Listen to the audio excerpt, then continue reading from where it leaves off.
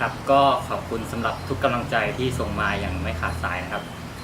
มันเป็นช่วงที่ผมจิตตกอยู่ช่วงหนึ่งก็ทำให้แบบเหมือน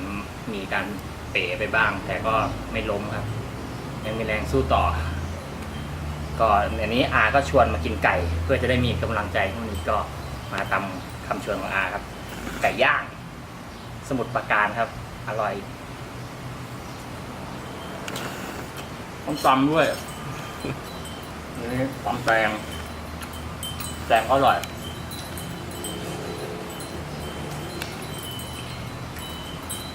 ขาดไม่ได้ตำไทย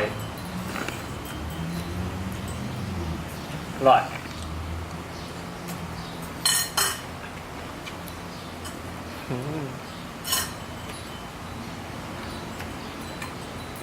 มีแรงแล้วของกินเยอะ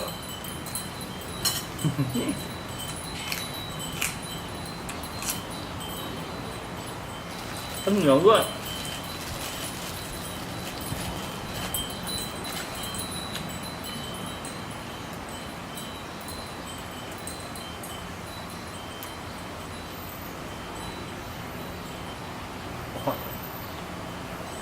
รอแล้ว